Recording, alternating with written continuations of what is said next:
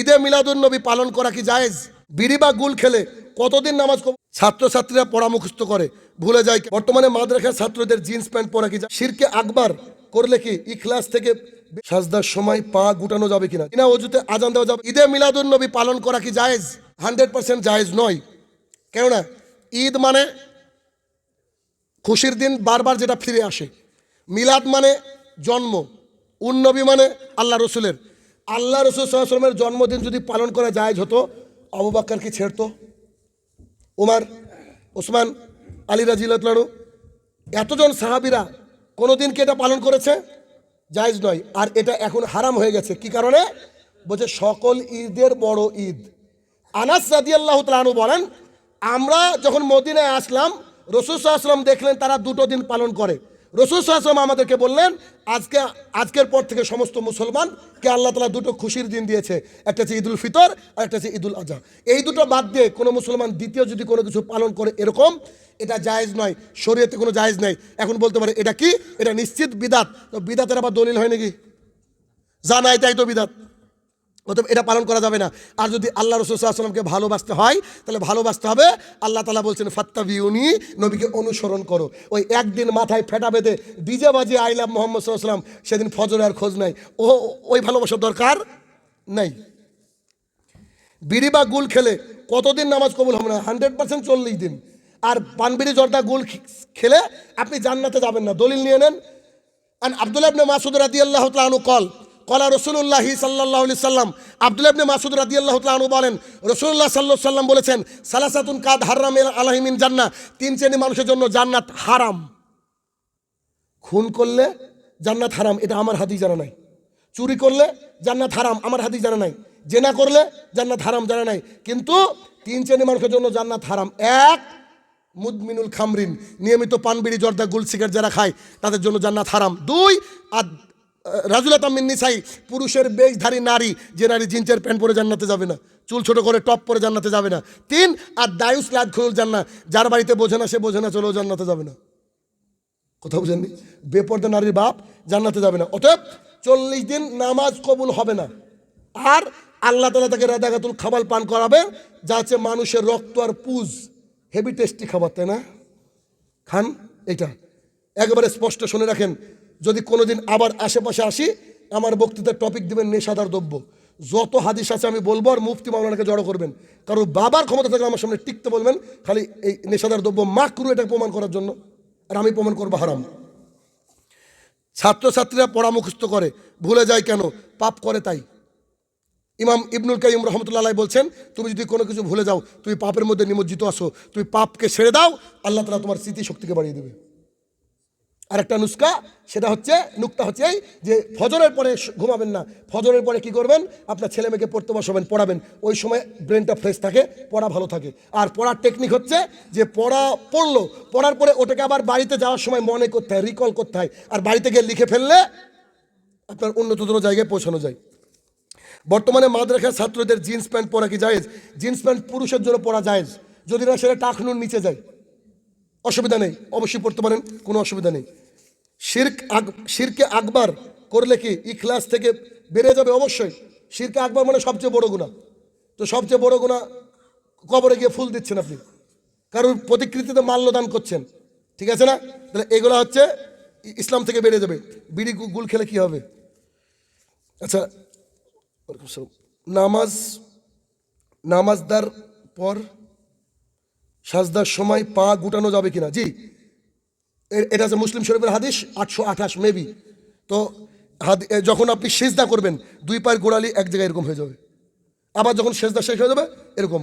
অনেকে বলে যে যাই হোক না কেন, কিয়ামত চলে আসুক, ডান পায়ের আঙুল নড়ানো যাবে না, এগুলো হচ্ছে মেড ইন চাইনা, এ হাদিস চলবে না। যখনই সিজদা করবেন গোড়ালিটা কি হবে? এরকম হয়ে যাবে। আর সব কিছু পশ্চিম দিকে থাকবে। আচ্ছা, বিনা অজুতে আজান দেওয়া যাবে কি? জি, আজানের জন্য অজু কোনো শর্ত নাই। কোনো হিন্দু যদি কবরস্থানে টাকা দান করে, সেই টাকা কবরস্থানে লাগাবেন কেন? এত গরিব হয়ে গেছেন আপনারা, বুঝেননি কথা? সমাজদারগুলি ইশারা কাফি। মহিলা মায়াতকে কবরে কে নামাবে? তার যারা মাহারাম তারা নামাবে। মহিলারা বেঁচে থাকতো যতটা দামি, মারা যাওয়ার পর ততটা দামি। গোটা পৃথিবী বিক্রি করলে একজন মহিলার দাম হয় না। এই যে মহিলারা মারা যায় আর লোকে দেখতে আসে, এটা জাহালাত, এগুলোকে বদ্ধ করবেন। কারণ মা মরলে বলবেন যে কাউকে দেখতে দেবো না, আমার মায়ের যারা মাহারম তারা দেখবে, বাদ বাকি এলাকার লোক দেখার দরকার নেই। তাবলিগ জামাত সম্পর্কে বলুন, করা যাবে কিনা? জি, তাবলিগ জামাত অবশ্যই করা যাবে যদি কোরআন দিয়ে বলে, তবে ফাজাইল আমল চলবে না। আর ফাজাইল আমল ছাড়া ওরা চলতে পারবে না, এর বুঝেন। মাইয়াতকে সামনে রেখে তার পরিবারের লোককে নামাজ সম্পর্কে কিছু বলা যাবে কি? এতদিন হয়নি, সেদিন বলে কি কাজ? তবে বললে কাজ হবে কি, 1 থেকে 2 সপ্তাহ ব্যাটারিতে চার্জ থাকবে, 8 দিন পরে দেখবেন আবার গাঁজা খেয়ে বেড়ায়, ঠিক না? দেখবেন যার বাড়ির মা মরে যায়, ওকে 2 সপ্তাহ খুব মসজিদে মনে যাবে, এবার মনে হয় মুসল্লি হয়ে গেল, 3 সপ্তাহ পরে ওরা টিকি দেখতে পাওয়া যায় না। মিথ্যা বলছি আমি, বাস্তব প্র্যাকটিক্যাল ফিল্ড থেকে বলছি। মায়াতকে সামনে রেখে পয়সা তোলা যাবে কি? কিসের পয়সা? আল্লাহ, মায়াতকে সামনে রেখে না না না, এগুলো করবেন না। রাসূল সাল্লাল্লাহু আলাইহি ওয়াসাল্লাম বলছে পৃথিবীতে 3টে কাজ খুব দ্রুত করতে হয়। ইয়াং ছেলে হয়ে গেলে বিয়ে দিতে হয়, নামাজের ওয়াক্ত আসলে নামাজ পড়ে নিতে হয়, আর কি, কেউ মারা গেলে সঙ্গে সঙ্গে দাফন করে দিতে হয়। কোনো রকমের কোনো ছেলে কেরালা আসছে, দরকার না ছেলে আসার, আপনি কবরস্থ করে দেন। এসে কি করে ও? কাঁদে, বরং ওর ক্ষতি হয়। জল্লিন নাকি দল্লিন, এর মধ্যে কোনটাই সঠিক? আসলে জুবে নাকি জুবে, মানে জ আর উন্তুজ জয়ের মধ্যে যে জ জ জ এরকম, মানে আমাদের মাখরাজ তো একটু ভিন্ন, আমরা যে দেশের মানুষ আর আরব ভিন্ন, এজন্য একটু তফাৎ আছে। আপনি নিয়াত নিয়ে বলুন যেটা আপনার কাছে সবচেয়ে সহি মনে হয়, আল্লাহ কবুল করবে। তবে এটা নিয়ে মারামারি করে মসজিদ আলাদা করার দরকার নেই। বিলাল রাদিয়াল্লাহু তাআলা সিন বেরাতো না। আজকের জামানায় যদি বিলাল থাকতো না, তো ঘাট ধাক্কাতে বের করে দিতাম, সর নামাজি দিয়ে আজান দিয়ে যাচ্ছিনি। ফরজ গোসল সম্পর্কে বলুন, এই হচ্ছে প্রশ্ন। অ্যাকচুয়ালি এগুলো হচ্ছে দরকার। উলঙ্গ অবস্থায় অজু হবে কিনা? দলিল, আয়েশা রাদিয়াল্লাহু তাআলা আনহা বলেন, আমি আর মুহাম্মদ সাল্লাল্লাহু আলাইহি ওয়াসাল্লাম দুজনে উলঙ্গ হয়ে গোসল করতাম। আমার গায়ের সাথে তার গা ঠেকতো, তার গায়ের সাথে আমার গা ঠেকতো। আমি লজ্জাস্থানে একটা শুধুমাত্র লুঙ্গি বেঁধে নিতাম হায়েজ থাকা অবস্থায়। আর পানির মধ্যে থেকে আমি পানি নেওয়ার চেষ্টা করতাম আগে, আল্লাহ রসুল করতো, মানে সবসময় ফাইট চলতো, বুঝেন না? স্বামী স্ত্রী মানে তো সবসময় রোমান্টিক থাকতে হবে, বুঝলেন না? বদনাম ও নিয়ে নিয়েছে, আপনি ওর সাথে ঝামেলা করেন, এটা তো মজা। আল্লাহ রসুল পানি খেয়ে রাখছেন, আয়েশা রাদিয়াল্লাহু পানি খেয়ে রাখছেন, যেখানে মুখ দিয়েছেন ওইখানে মুখ দিয়ে পানি পান করছেন, এটা সুন্নাহ। স্ত্রীর সাথে দৌড় প্রতিযোগিতা করছেন আল্লাহ রসুল, আর আপনাকে দেখলে তো স্ত্রী ভয় থরথর করে কাঁপে, এরকম দারোয়ান হয়েন না। তাহলে কি, ফরজ গোসলটা শোনেন, একেবারে শর্ট, ভুলবেন না। ফরজ গোসল, এই ফরজ গোসল না হলে নামাজ হবে না। নদীতে 7 বার ডুব দিলেও হবে না যদি ফরজ গোসল না হয়। একেবারে ক্লিয়ার শুনে নেন। বীর্য বেরিয়ে গেল, স্বপ্নদোষ হয়ে গেল, স্ত্রী সহবাস হয়ে গেল, অর্থাৎ ফরজ গোসলের কারণ হয়ে গেল, হলো কমপ্লিট। বাথরুমে চলেন, ফরজ গোসল বলছি এক কথায়, বাথরুমে চলেন। বাথরুমে গিয়ে ট্যাপ থাকলে ট্যাপটাকে ছেড়ে দেন, ঝর্ণা থাকলে ঝর্ণা ছাড়বেন পরে, বা তোলার দরকার হলে পানি একটু আগে নিয়ে নেন। আগে 2 হাতকে পরিষ্কার করেন, এমনি পানি আমরা অনেক সময় ডাবর টাবরে তুলি না কিছুতে, ওর মধ্যে হাত ঢোকাবেন না। 2 হাতটা কী করেন, আগে এমনি পরিষ্কার করে নেন। ডান হাতে মগ বা বদনা ধরেন, লজ্জাস্থানের যেখানে যেখানে হাত বুলিয়ে ক্লিন করার দরকার, ডান হাত দিয়ে পানি ঢালবেন, বাম হাত দিয়ে পরিষ্কার করবেন টোটালটা সুন্দর করে। এরপরে পরিষ্কার হয়ে গেল, নতুন ফ্রেশ পানি নিয়ে হ্যান্ড ওয়াশ সাবান দিয়ে মাটি দিয়ে যা দিয়ে পারলেন সুন্দর করে পরিষ্কার করলেন। ক্লিয়ার? এতদূর বুঝতে পারলেন? আবার বুঝেন, গোসল, ফরজ গোসল রেডি হলো, আসলেন, 2 হাত ধুয়ে নিলেন, বাম হাত দিয়ে লজ্জাস্থানে বিভিন্ন জায়গাটা পরিষ্কার করলেন, ডান হাত দিয়ে পানি ঢাললেন, এবার সাবান শ্যাম্পু ইত্যাদি দিয়ে হাত ধুয়ে নিলেন। এবার যেমন করে অজু করতে হয় তেমন করে অজু করলেন, শুধু পা ধুবেন না। কথা বুঝছেন? যেমন করে অজু করলেন তেমন করে অজু করেন, কি ধুবেন না? পা ধোয়া বাকি থাকলো। এরপরে 3 অঞ্জলি পানি এভাবে নেন, ট্যাপ ছেড়ে দেন অথবা ওই ডাবরের মধ্যে থেকে পানি নেন, এইভাবে নিয়ে চুল আছে না, চুলের মধ্যে এইভাবে টোটাল প্রত্যেকটা চুলের মধ্যে যেন কি হয়, বুঝতে পারেনি? চুলের গোড়ায় গোড়ায় পানি পৌঁছায়, নাহলে কিন্তু অজু হবে না। কেউ আসছে যেন বাপও সহবাস করেছে, ছেলেও সহবাস করেছে, দুজনায় উঠেছে, এই জন্য তো একবারই ঠিক নাই, আলাদা বাড়ি নিলে অন্তত মিনিমাম কি হওয়া দরকার, অ্যাটাচ বাথরুম থাকার দরকার, বুঝেছেন? টোটাল কি করবেন, মাথাকে মাসে করলেন, মাথা মাসে কবার 3 বার হবে, 3 বার 3 অঞ্জলি পানি নিলেন, 3 অঞ্জলি পানি 3 বার দিয়ে মাথা মাসে করলেন। এরপর এবার ডান দিক থেকে ঢালেন, ট্যাপ ছেড়ে দেন, শাওয়ার ছেড়ে দেন। টোটাল যখন হয়ে গেল, যেখানে গা ধুচ্ছিলেন, আমি এখন কোথায় গা ধুচ্ছিলাম, এখানে, এখান থেকে উঠে গিয়ে এরকম জায়গায় দাঁড়িয়ে 2 পায়ে পানি ঢেলে দিয়ে দেবো, উলঙ্গ আছি, কোনো অসুবিধা নেই। গা হাত পা মুছে নিব, আমার হাত সরাসরি লজ্জাস্থানে না লাগলেই ওই অজু দিয়ে নামাজ পড়বেন, আর অজু করার দরকার নেই। বুঝতে পেরেছেন? সবার কাছে ক্লিয়ার হলো? এর যে ফরজ গোসল নদীতেও যদি করেন এভাবেই করতে হবে। পা তো ধোয়া লাগছে না, বুঝতে পারছেন, পাটা থাকছে নিচেই, না হলে কিন্তু ও সারা জীবন নামাজ পড়লে নামাজ হবে না, জানা খুব দরকার ভাই। প্রশ্নের ফ্যাক্টরি রে ভাই। তাহাজ্জুদ নামাজ পড়ার নিয়মটা একটু বলবেন। আচ্ছা, মাশাল্লাহ। তাহাজ্জুদ বলতে গেলে রাসূল সাল্লাল্লাহু আলাইহি ওয়াসাল্লাম বলছেন পৃথিবীর জমিনে আল্লাহকে রাজি খুশি করার, আল্লাহর কাছ থেকে কোনো কিছু চাওয়ার আর কোনো নফল ইবাদত নাই, সেটা হচ্ছে তাহাজ্জুদ। আর একটা হাদিস না বললে আমার কষ্ট হবে। আবু হুরায়রা রাদিয়াল্লাহু তাআলা আনহু বলেন রাসূলুল্লাহ সাল্লাল্লাহু আলাইহি ওয়াসাল্লাম বলেছেন, দুই চোখের দু ফোঁটা পানি যদি কেউ আল্লাহর ভয়ে ফেলে সেই চোখ জাহান্নামের আগুন দেখবে না। ব্যাস, তার মানে বুঝতে পেরেছেন? আচ্ছা, তাহাজ্জুদ পড়ার নিয়ম কি? তাহাজ্জুদ পড়ার নিয়ম হচ্ছে এশার নামাজ পড়বেন, বিতির পড়বেন না। অভ্যাস করেন। আমি আজকে এশা পড়েছি, বিতির পড়িনি, অথচ বাড়িতে যেতে যেতে সকাল হবে, এর আমি অভ্যাসে পরিণত করেছি। বুঝলেন কথাটা? বিতির পড়বেন না, কি করবেন? এশার নামাজ পড়ে বাড়িতে ঘুমিয়ে যান, সে তাড়াতাড়ি। ফেসবুক চালিয়ে না অতক্ষণ ধরে, ইউটিউব দেখেন না, ঘুমিয়ে যান। এখন আজকে আপনার এই নারায়ণপুরে, ফজরের আজান কটায়? 4:40-এ। আপনি আজকের পর থেকে, আজকে তো পারবেন না, অবস্থা খারাপ, আজকের পর থেকে 4টেতে অ্যালার্ম দেবেন। কটায়? 4টেতে অ্যালার্ম দিয়ে উঠে পড়বেন। 10 মিনিট পায়খানা বাথরুমে যাবে, 30 মিনিট সময় আছে আপনার কাছে। 2 রাকাত সালাত আদায় করুন, যেভাবে নফল করেন একই, কোনো নিয়ম নাই। আল্লাহু আকবার, সূরা ফাতিহা, তারপরে যত সূরা পারেন, কুল হু আল্লাহু আহাদ 100 বার পড়েন, অসুবিধা নেই।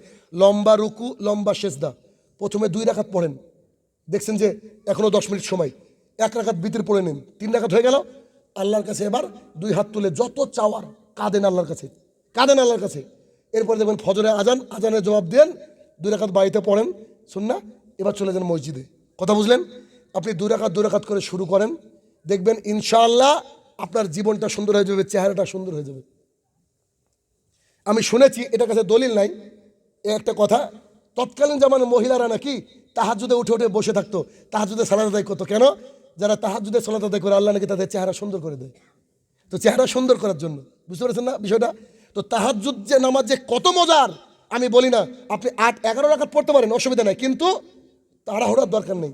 মিনিমাম ভাবেন যে জীবনে 2 রাকাত করে পড়বো ইনশাল্লাহ, 2 রাকাত পড়বো। এবার 2 রাকাত পড়ে 1 রাকাত বিতির, যেদিন চালা পেলেন না, বিতির মসজিদে যাওয়ার আগে পড়ে নেন, আজান হয়েছে তো কি হয়েছে, কাজা পড়েন। কিন্তু অভ্যাসে যদি রাখেন 2 রাকাত, এরপরে আস্তে আস্তে আস্তে 1 ঘন্টার আগে অ্যালার্ম দেন, 1 ঘন্টা তো আলহামদুলিল্লাহ 8 রাকাত সুন্দর করে পড়া যাবে। আর সেজদায় যখন যাবেন তখন আপনি আপনার বাংলায় দোয়া করেন, যত দোয়া আছে, কারণ অনেক কিছু চাওয়ার থাকে তো আমাদের ওই সময়। আর আল্লাহ রাসূল সাল্লাল্লাহু আলাইহি ওয়াসাল্লাম কি বলেছে? আল্লাহ প্রতি রাত্রিবেলার 1/3 অংশে নেমে এসে 1 নম্বর আসমানে এসে আল্লাহ বলে, কে অভাবগ্রস্ত আমার কাছে চাও আমি দিব, কে রোগগ্রস্ত আমার কাছে চাও দিব, তোমরা যা চাইবে আমি আল্লাহ দেওয়ার জন্য প্রস্তুত। আর আমি আপনি তো ওই সময় কি করি? কম্বল গায়ে দিয়ে ঘুমাই। রাতের নামাজ ছাড়া কোনো ব্যক্তি শ্রেষ্ঠ হতে পারে না, মাথায় রাখবেন। তাহলে বোঝা গেল, তাহাজ্জুদ এটা পড়বেন। জুতা পরে নামাজ পড়া যাবে কি? জি, সেই হাদিস দ্বারা সাব্যস্ত। জুতার তলে যদি পরিষ্কার থাকে অবশ্যই জুতা পরে সালাত জায়েজ, এতে কোনো অসুবিধা নেই। স্বামী সালাত আদায় করে স্ত্রী সালাত আদায় করে না, অথবা স্ত্রী সালাত আদায় করে স্বামী সালাত আদায় করে না, এদের বিবাহ কি থাকবে? না, বাতিল। সিম্পলি বললাম বাতিল, অ্যাকচুয়ালি বাতিল। সৌদি ফতোয়া বোর্ড থেকে একেবারে স্পষ্ট ফতোয়া। কারণ মান তারাকা সালাতান মুতাআম্মিদান ফাকাদ কাফারা, কোনো ব্যক্তি যদি ইচ্ছা করে 1 ওয়াক্ত সালাত ছেড়ে দেয় ও মুসলমান না। তো হিন্দুর সাথে কি বিয়ে জায়েজ? বুঝেননি? তাহলে কি করতে হবে? উভয়কে সালাত আদায় করতে হবে। তারপরেও যদি স্বামী না আদায় করতে চায় তাহলে তাকে আপনি তার কাছ থেকে খোলা তালাক নিয়ে অন্য কাউকে বিয়ে করেন। পাপ করে ক্ষমা চাওয়ার পর মারা গেলে সেই পাপটিকে কিয়ামতের দিন সকলের সামনে দেখানো হবে না। যদি আপনি মুসলমান ভাইয়ের দোস্তটিকে ঢেকে রাখেন, ফেসবুকে গুতাগুতি না করেন, তাহলে কিয়ামতের মাঠে আল্লাহ দেখাবে না। আর যদি গোতাগুতি করেন কারোর ব্যক্তিগত আমল নিয়ে, আল্লাহ কিন্তু কিয়ামতের মাঠে দেখাবে। এজন্য পাপকে বলতে আল্লাহ রাসূল নিষেধ করেছেন, বলেছে পাপ করেছো আল্লাহর কাছে বলো, ওই যে তাহাজ্জুদে বলো, মানুষকে বলিও না। বুঝতে পেরেছেন? অনেক গোপন পাপকে আল্লাহ তাআলা একা একা ক্ষমা করে দেবে, এজন্য পাপকে বলবেন না। মানুষটি সারা জীবন জাহান্নামে পুড়তে থাকবে নাকি পরবর্তী থেকে জান্নাত দেওয়া হবে? না, যদি তার মধ্যে তাওহীদ কালেমা না থাকে, যদি লা ইলাহা ইল্লাল্লাহর ভেতরে ওর আমল না থাকে, সালাত না থাকে, তাহলে কিচ্ছু করার নেই। তবে সালাতটা আদায় করিয়েন যে কোনো মূল্যে। সালাত আদায় করলে একদিন না একদিন জান্নাতে যাবেন ইনশাআল্লাহ। এরপর দাওয়াত তাবলিগ, এটা প্রশ্ন হয়ে গেছে। কারো উপরে কোনো অপবাদ দেই তাহলে করণীয় কি? অপবাদ যদি কোনো ব্যক্তি দেয় তো তার কাছে গিয়ে ক্ষমা চাইতে হবে। আল্লাহ তবুও ক্ষমা করবে না যদি তার কাছে ক্ষমা না চান। সে যদি মরে যায় তো তার জন্য দান সাদেকা করতে হবে, হাত পা ধরে ক্ষমা নিয়ে নিন, নাহলে কিয়ামতের মাঠে আপনার আমল তাকে দিতে হবে। তাহাজ্জুদ পড়েছেন, ওই আমল আপনি দিবেন। শাহিনুর রহমান এসেছিল, মুখে বলে কন্ট্যাক্ট করে না, 30,000 টাকা কন্ট্যাক্ট করেছে। যদি এরকম করে কাউকে বলে থাকেন, আসে না অনেক মানুষ এরকম এরকম বহু মানুষ আছে। আজকে আপনাদের পোস্টারটা আমি দিয়েছি ফেসবুকে, একজন লিখেছে যে এইসব বক্তাকে কেন রাখা হয়, এরা কন্ট্যাক্ট করে। তুই তো মানুষ রে বাপ, ফেরেস্তাই বলতে পারবো না শাহিনুর রহমান কোনদিন কাউকে কন্ট্যাক্টের কথা বলেছে ভাই। আমাকে আপনাদের এই ফাঁসি দেওয়া দার্জিলিং থেকে ফোন করেছে, বলছে ভাই কিছু টাকা অ্যাকাউন্টে পাঠাবো, একটু আপনার অ্যাকাউন্ট নাম্বার তো দেন তো। আমি বলছি মালাকুল মতের নাম্বার আছে কি তোর? তো সে কেন ভাই? আমি বলছি ওকে ফোন করে দেখ যে শাহিনুর রহমান 2025 অব্দি বাঁচবে কিনা, যদি বাঁচে তো নিব, আমি যদি টাকা নিয়ে মরি তো আমার তো জানাজাই হবে না। আজকে ভাইদের সামনে আলোচনা করলাম না ভাই?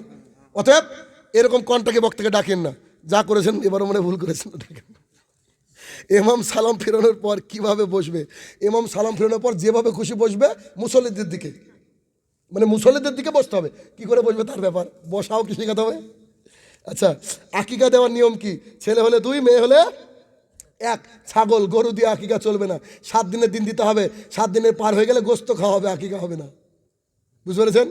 বলছে একজন প্রতিদিনই প্রায় প্রশ্ন করে যে বলেন তো আকিকা দেবো গরুতে, তো টাকা এত হয়েছে তুই উঠ আন রাজস্থান থেকে, জবাই করে, ওটা কুরবানির সময় দে বড়। আর আকিকার ব্যাপারে একটা বিষয়, 7 দিনের দিন দিবেন। ছেলে হলে 2, মেয়ে হলে 1টা।